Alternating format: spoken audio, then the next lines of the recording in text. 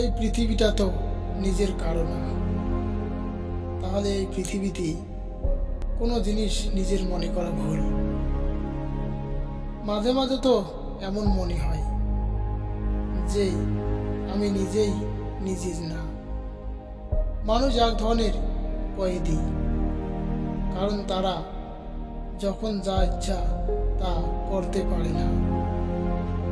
একদিন আমার সব ছিল, আজ আমি ছাড়া আর আমার কেউ নেই। চ্যানেলটি সাবস্ক্রাইব করে পাশে থাকবেন। ভিডিও ভালো লাগলে লাইক, কমেন্ট এবং শেয়ার করতে ভুলবেন না। সকল বন্ধুদের অসংখ্য ধন্যবাদ।